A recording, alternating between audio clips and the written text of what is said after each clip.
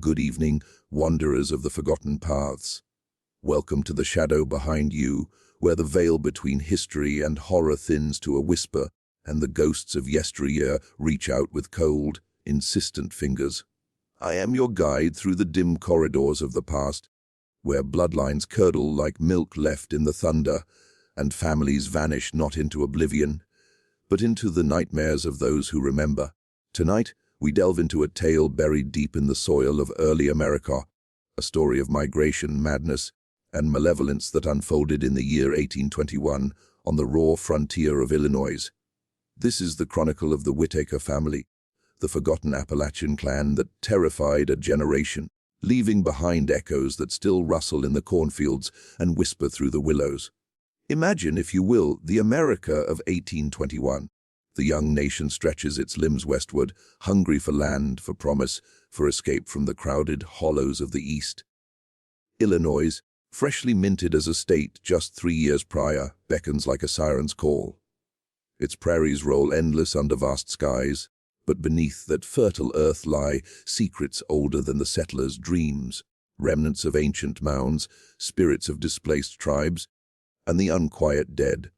It was a time of treaties signed in blood and ink, like the Treaty of Chicago that very year, where the Potawatomi ceded vast swaths of their ancestral lands to the encroaching white men. Villages sprang up like weeds, Pike County carved from the wilderness, named for an explorer whose own fate was sealed in distant wars. State banks were chartered in Vandalia, promising prosperity, but the frontier was no paradise. It was a place where the line between civilization and savagery blurred, where winters bit like fangs and isolation bred horrors that no lantern could dispel. Into this untamed expanse came the Whittakers, a family forged in the shadowed valleys of Appalachia, hailing from the misty mountains of western Virginia, lands where Scotch, Irish blood mingled with the folklore of fairies, witches, and worse. They were driven west by the same forces that pushed so many exhausted soil, feuds that turned kin against kin, and whispers of opportunity beyond the Ohio River. Elijah Whittaker, the patriarch, was a tall, gaunt man with eyes like chipped flint, scarred from coal seams and backwoods brawls. His wife Abigail carried the weight of old-world superstitions in her apron pockets, herbs for warding evil, charms against the evil eye. Their children, young Josiah, barely 14, with a wildness that unnerved even the wolves, Eliza, 12, whose laughter sounded like breaking glass, and the infant little Ruth, whose cries in the night seemed to summon storms. They weren't the first Appalachians to cross into the Midwest. Waves of migrants had trickled westward throughout the early 19th century, seeking flatlands free from the claustrophobic ridges of home. But the Whittakers brought something with them, a shadow clinging like burrs to their wagon wheels. Rumors had dogged them in Virginia, tales of a family curse born from a long-ago betrayal. Some said Elijah's grandfather had cheated a Cherokee medicine man during the Revolutionary War, trading tainted goods for sacred knowledge. Others whispered of darker sins, incestuous unions in isolated cabins, pacts sealed under blood moons. Whatever the truth, as their creaking Conestoga wagon lumbered across the muddy trails into Illinois, the air grew thicker, the birds fell silent, and the very ground seemed to shudder. Settling on a remote plot near the nascent town of Coles Grove in Pike County, where the first courthouse would soon rise from the timber. They built a cabin of rough-hewn logs, its chimney belching smoke that twisted unnaturally against the wind. At first, the locals welcomed them. Frontier folk were hardy. Bound by necessity, a shared meal of cornbread and venison could forge alliances against the wild. But soon, unease crept in like fog from the Mississippi. Neighbors spoke of strange lights flickering in the Whittaker windows after midnight, not candle glow, but a sickly green luminescence that pulsed like a heartbeat. Animals went missing, cows found drained of blood, their hides unmarked save for twin punctures at the throat. And the sounds, the sounds that emanated from that cursed homestead, low moans that mimicked the wind but carried words in a tongue no settler recognized. Perhaps Gaelic twisted by time, or something far more primordial. As weeks turned to months, the terror escalated. A traveler seeking shelter vanished, his horse found wandering miles away with eyes rolled back in perpetual fright. Children in nearby settlements dreamed of a spectral figure. A woman in tattered linens, her face obscured by shadows, beckoning them into the woods. Was it Abigail, or something wearing her skin? Elijah was seen muttering to himself in the fields, digging holes that filled with water the color of rust. The family rarely ventured into town, and when they did, their gazes avoided mirrors, as if fearing what might stare back. But what truly gripped the hearts of that generation was the night of the first manifestation. It was October, the harvest moon hanging low and bloated like a rotting pumpkin. A group of settlers, drawn by screams that pierced the crisp air, approached the Whittaker cabin. What they found, well, dear listener, that's where our tale truly begins to uncoil its venomous length. A door ajar, swinging on hinges that creaked like bones. Inside, the family sat in a circle, their eyes glassy, chanting in unison. And in the center, a shape, formless at first, then solidifying into something that defied God's creation. A shadow with substance, tall as the rafters, its limbs elongated, fingers ending in claws that scraped the earthen floor. The witnesses fled, but not before one glimpsed little Ruth, the babe, levitating above the hearth, her tiny mouth open in a wail that shattered glass.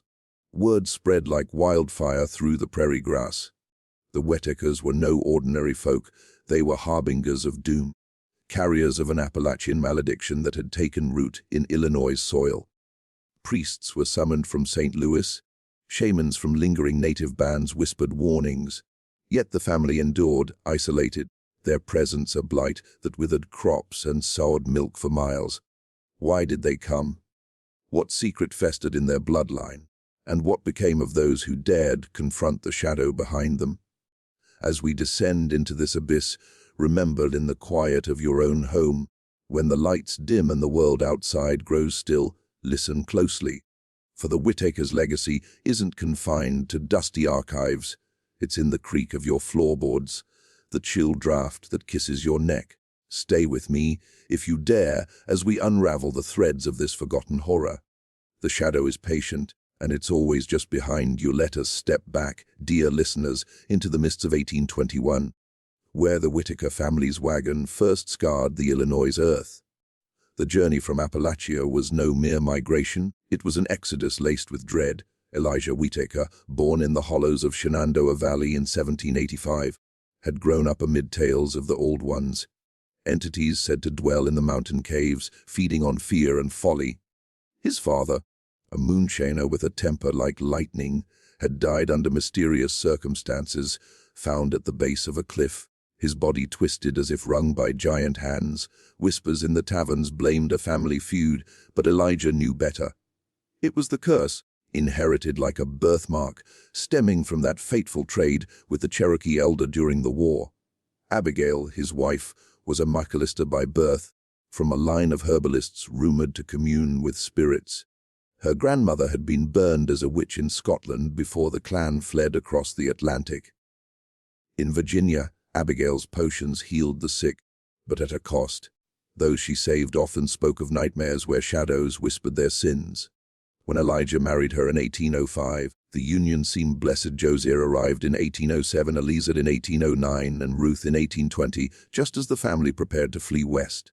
But blessings curdled quickly.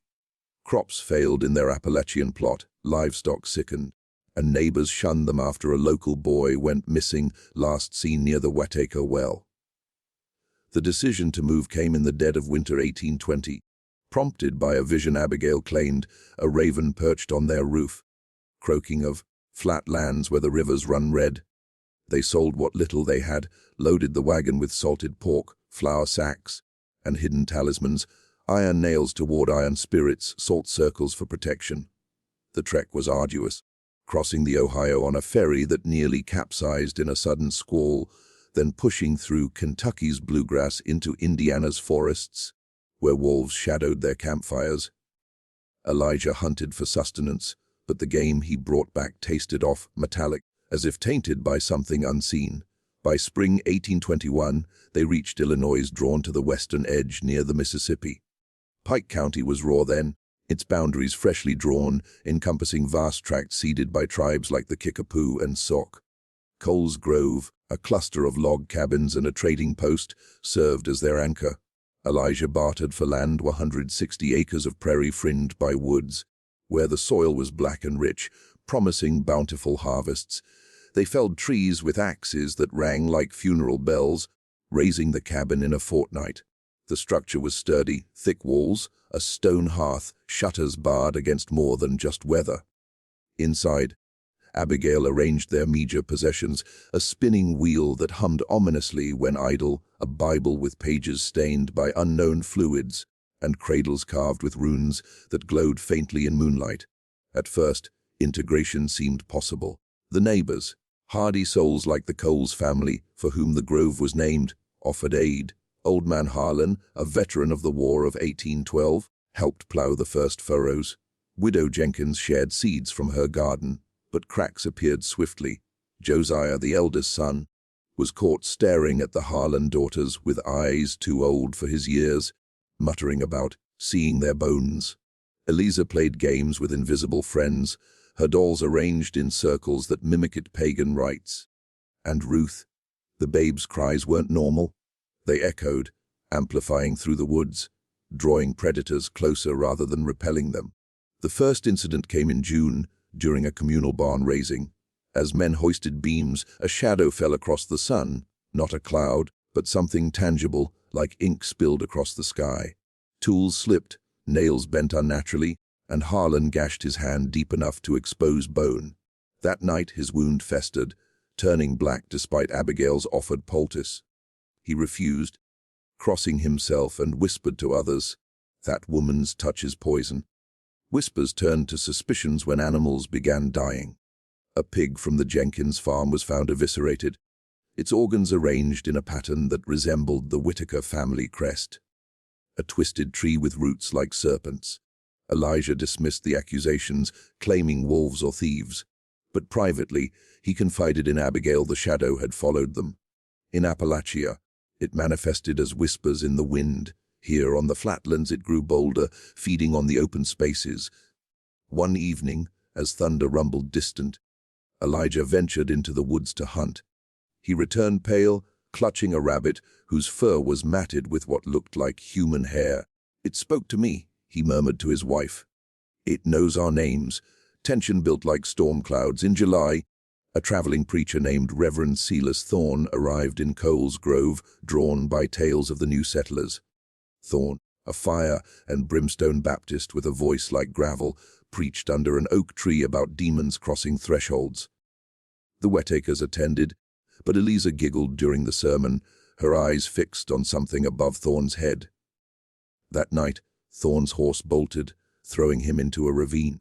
He survived, but swore he saw a figure, tall, shrouded, pushing the beast.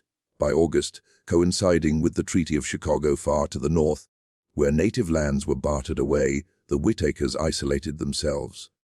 Abigail foraged for herbs in the woods, returning with baskets that smelled of decay. Josiah roamed the prairies, returning with pockets full of bones. Deer, he claimed, but some looked too small, too human-like. Ruth's cries now carried words, "Come, closer." Neighbors barred their doors, hung garlic and crosses. The climax of this early phase came in September, during a harvest festival. The community gathered for cider and stories, but the Whitakers arrived uninvited. Elijah's face was gaunt, shadows pooling under his eyes. As fiddles played, Eliza danced alone, her steps erratic as if pulled by strings. Suddenly, a wind whipped up, extinguishing lanterns. In the darkness, screams erupted. When light returned, Widow Jenkins lay clutching her throat, marks like fingers bruising her skin. "It was her," she gasped, pointing at Abigail. But not her, something inside.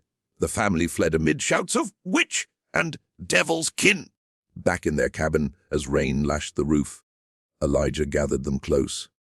"The shadow is hungry," he said. "It demands tribute." What followed in those ensuing weeks would escalate the terror, binding the Whitakers in a web of blood and madness that stained the Illinois frontier forever. As autumn's chill gripped the Illinois prairie in 1821, the Whittaker family's isolation deepened into a fortress of fear. The cabin, once a beacon of new beginnings, now loomed like a sentinel of doom. Its windows eyes that watched the encroaching night. Elijah, driven by desperation, barricaded the doors with iron spikes, not against intruders, but to contain what stirred within. The shadow, that amorphous entity from their Appalachian past, had awakened fully in this new land, perhaps invigorated by the unrest of displaced spirits from the recent treaties. The Potawatomi's ceded grounds whispered of vengeance, and the Whittakers became unwitting vessels. Conflicts erupted first within the family. Josiah, the wild-eyed boy, began sleepwalking, his bare feet leading him to the woods where he'd dig furiously, unearthing relics. Arrowheads slick with fresh blood, feathers that burned without flame. One dawn, Abigail found him with dirt-caked nails, clutching a human skull, small, perhaps a child's. "It told me stories," he murmured, his voice not his own deeper, accented with echoes of forgotten tongues. Eliza, meanwhile, withdrew into silence, sketching symbols on the cabin walls with charcoal spirals that seemed to move when unobserved, evoking ancient Celtic knots twisted by native lore. Ruth, the infant, was the epicenter.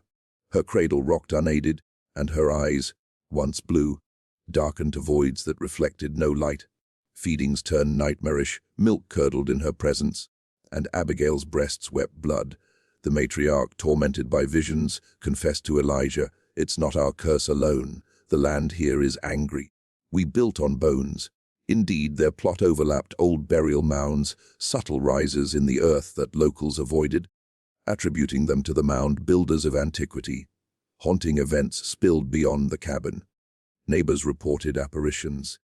A tall figure stalking the fields, its silhouette stretching impossibly long in the moonlight. Farmer Harlan awoke to find his barn doors open, livestock frozen in terror, their breath visible in unnaturally cold air. He ventured out with a lantern, only to confront Elijah, or what appeared as him, standing amid the cows, hands outstretched, murmuring incantations. But when Harlan called out, the figure dissolved into smoke, leaving Elijah's real form miles away, asleep in his bed. The terror peaked in October, under a hunter's moon. A posse formed in Coles Grove, led by Reverend Thorne, now scarred from his fall and fueled by righteous fury. Armed with rifles and Bibles, they marched to the Whittaker homestead, demanding exorcism or expulsion. As they approached, the air thickened, heavy with the scent of ozone and rot. The door creaked open before they knocked, revealing the family in tableau: Elijah at the table, head bowed, Abigail by the fire, stirring a pot that bubbled with viscous black liquid, the children huddled, eyes glowing faintly. "Leave this place!" Thorne bellowed, brandishing a cross. But Josiah laughed, a sound like grinding stones, and the ground trembled. Shadows detached from the walls, coalescing into forms twisted replicas of the family, their features exaggerated, mouths yawning wide. One lunged at Harlan, claws raking his arm, drawing blood that sizzled on the floor. Panic ensued, shots fired wildly, splintering wood but passing through the apparitions like mist. Thorne recited psalms, but his voice faltered as Ruth levitated, her tiny form spinning, spewing forth a torrent of insects. Locusts that swarmed the intruders, blinding and biting. The posse retreated. 2 men lost in the chaos. One vanished into the woods, his screams echoing till dawn. The other found catatonic, babbling of eyes in the dark. Word spread to Vandalia and beyond, painting the Whittakers as sorcerers, their Appalachian roots twisted into tales of devil worship. Elijah, in a bid for salvation, sought aid from a lingering Sauk elder, trading a family heirloom. A silver locket with a lock of hair for counsel. The elder, eyes wise with sorrow, warned, "Your shadow is a wendigo of the soul, born from greed. Feed it no more, or it consumes all." But the shadow hungered. In November, as snow dusted the prairies, mysterious elements intensified.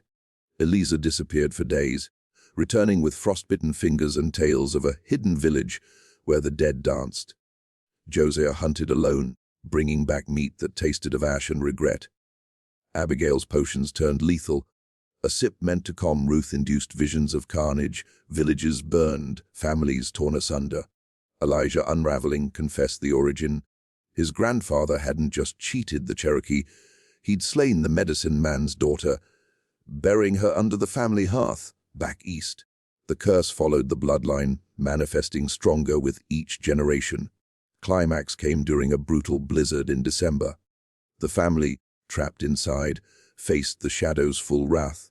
It materialized as a colossal entity, filling the cabin with inky blackness. Elijah fought with an axe, but blades passed harmlessly. Abigail chanted counter spells, drawing on her McAllister lore. But the entity possessed Josiah, twisting his body into unnatural angles. Screams rent the night, neighbors miles away huddled in prayer. Come morning, the storm cleared, revealing the cabin intact. But the Whittakers changed. Ruth spoke in full sentences, her voice ancient. Eliza's drawings predicted deaths. Harlan's barn burned that week, claiming his life. The terror rippled outward, terrifying the generation. Settlements emptied, travelers avoided Pike County routes. By year's end, the Whittakers vanished, cabin abandoned, possessions scattered like omens. Some say they fled deeper west, others that the shadow claimed them, leaving only echoes. But in quiet nights, their forms still stalk the Illinois wilds, a reminder that some horrors migrate with the soul. To truly grasp the chilling essence of the Whittaker saga, we must peel back the layers of history and folklore that cradle it like a shroud. The year 1821 in Illinois was not merely a backdrop, but a cauldron where old-world superstitions met new-world traumas, brewing a potent elixir of terror.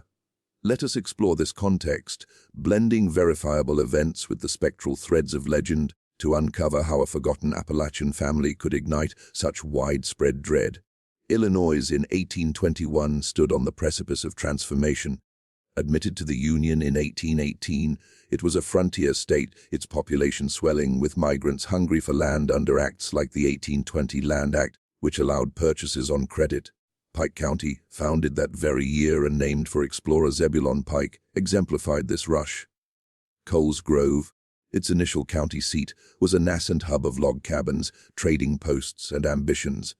But beneath the optimism lay unrest. The Treaty of Chicago in August 1821 saw the Potawatomi, Ottawa, and Chippewa cede millions of acres, including swaths in northern Illinois, for annuities and reservations.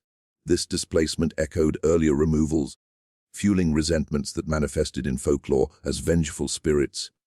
Wendigos or skinwalkers, entities that could possess the unwary.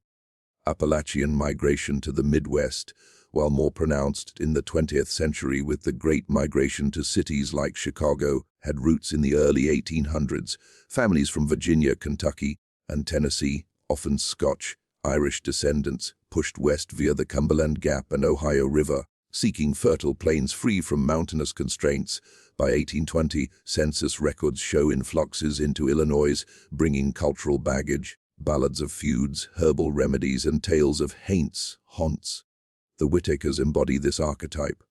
Rural folk carrying oral traditions of witches and curses, like the Scottish Bean Nye, washerwoman omen or Irish banshees adapted to American wilds. Folklore of terrifying families abounds in American history, providing eerie parallels. The Bell Witch legend of Tennessee's 1817-1821 mirrors the Whittakers, a family tormented by a poltergeist-like entity, manifesting in physical attacks and prophecies. John Bell's death was attributed to poison by the witch, much like accusations against Abigail Whittaker. Similarly, the Harp brothers, Micajah and Wiley, roamed the Illinois-Kentucky border in the late 1790s, committing atrocities as America's first serial killers, their crimes blending into legends of cannibalistic clans akin to Scotland's Sawney Bean. In Illinois, Betsy Reed's 1845 poisoning spree in Lawrenceville evokes female malice, hanged as the state's only woman executed. Her ghost said to wander. Frontier horrors amplified these tales. Early 19th century Illinois was rife with ghost stories. Williamsburg Hills Ridge Cemetery, where orbs and apparitions haunt the mounds. The White Lady of Southern Illinois, a spectral woman linked to Betsy Reed's victims. Native influences intertwined. The Illinois tribe's legends of Piasa, a bird-like monster, or the Kickapoo's shape shifters. blending with settler fears during a time of cultural clash. The 1821 State Bank Charter in Vandalia symbolized economic hopes, but failures led to ghost towns, literal and figurative, where abandoned cabins birthed tales of cursed inhabitants. Culturally, this era reflected broader American anxieties.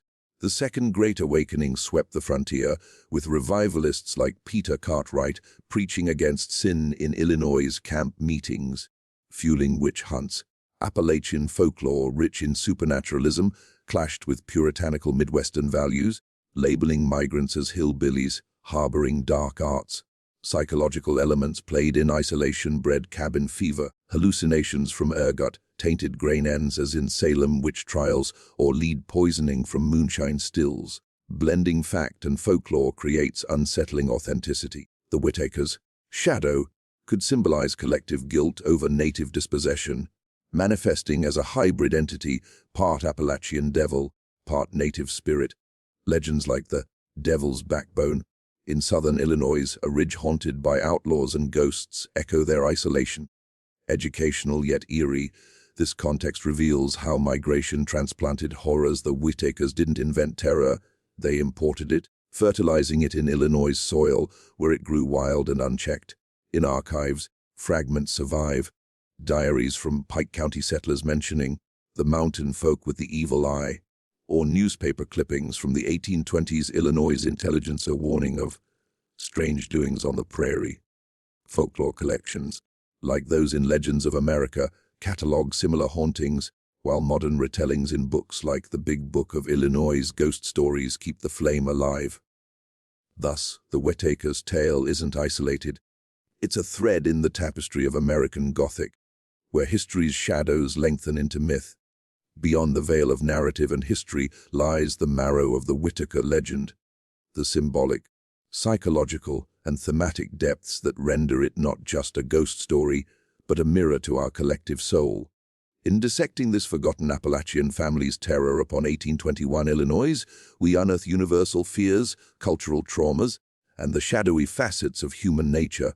Maintain your vigilance, listeners, for in analysis, the shadow draws nearer, whispering truths we'd rather forget. Symbolically, the shadow entity embodies the inescapable past. Rooted in the Whitakers' Appalachian heritage, a curse from betrayal. It represents generational trauma, passed like a poisoned heirloom. In psychological terms, this aligns with Carl Jung's shadow self, the repressed aspects of psyche manifesting as external horror. Elijah's denial, Abigail's potions, the children's possessions, all symbolize unacknowledged sins, colonialism's greed, familial abuse, environmental desecration. The shadow's elongation on the prairie flatlands contrasts Appalachian enclosure, symbolizing how open spaces amplify inner demons, a theme in American Gothic like Edgar Allan Poe's The Fall of the House of Usher, where family decay mirrors societal rot. Thematically, the tale connects to migration's disorientation. Appalachians moving west carried cultural isolation, their folklore clashing with Midwestern pragmatism, breeding suspicion. This echoes the othering. In American history, immigrants as carriers of foreign evils, from Irish famine refugees to later Southern migrants in Chicago's hillbilly heaven. The Whitakers' curse amplifies xenophobia, their terror a projection of settlers' guilt over native displacement. The 1821 Treaty of Chicago symbolizing stolen land, the shadow a vengeful amalgam of Cherokee and Potawatomi spirits. Psychologically, it taps universal fears, the uncanny valley of family turned monstrous. Ruth's possessed infancy evokes infantile dread, the cradle as cradle of horror, Josiah's wildness, adolescent rebellion twisted into madness. This reflects Freud's uncanny, familiar made strange, like a home invaded by shadows. Cultural trauma layers in. Frontier life's brutality fostered paranoia, with real horrors, disease, starvation birthing supernatural explanations. The Whitakers' isolation mirrors cabin fever, hallucinations from deprivation amplifying legends like the Bell Witch, where community hysteria fueled the myth. Connecting to human nature, the story probes morality's fragility. Elijah's initial greed, his grandfather's betrayal cascades into familial doom, illustrating how personal sins ripple into collective nightmare. It questions free will. Are the Whitakers victims of curse or architects of evil? This duality haunts us, echoing philosophical debates in works like Nathaniel Hawthorne's Young Goodman Brown, where faith crumbles under woodland revelations. Ominously, it links to broader cultural wounds. America's expansionist, manifest destiny, masked atrocities. The Whitakers symbolize the dark underbelly, their shadow the suppressed history of violence against natives and environment. In modern lens, it foreshadows ecological horror, desecrated mounds birthing vengeful entities, a precursor to eco-Gothic tales where nature retaliates. Thematically, fear of the unknown pervades, the frontier's vastness breeds agoraphobia, shadows thriving in emptiness.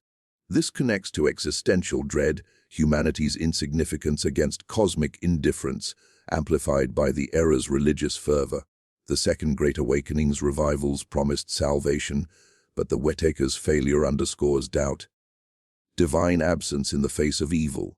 Intellectually, the legend endures, because it blends archetypes: the haunted family, Amityville, migrating curse, poltergeist, frontier Gothic, blood meridian. It warns of unchecked migration's costs, not just physical, but spiritual translocation of trauma. In our era of displacement, it resonates: refugees carrying invisible burdens, societies projecting fears onto outsiders. Thus, the Whitakers haunt not as mere specters, but as emblems of enduring human frailty. Their shadow lingers, a reminder that in peering into the abyss, we confront ourselves, and the abyss stares back unblinking. As our journey through the shadowed annals of 1821, Illinois draws to a close, the Whitaker family's legacy clings like frost on a grave. What began as a migration of hope curdled into a symphony of screams, their Appalachian curse blooming into a terror that scarred a generation's soul. Elijah, Abigail, Josiah, Eliza, and little Ruth. Names now whispered only in the dead of night, lest they summon the very shadow that devoured them. Did they perish in that blizzard-torn cabin, bodies claimed by the entity they unwittingly fed? Or did they dissolve into the prairie winds, becoming the wraiths that still stalk the Mississippi's banks?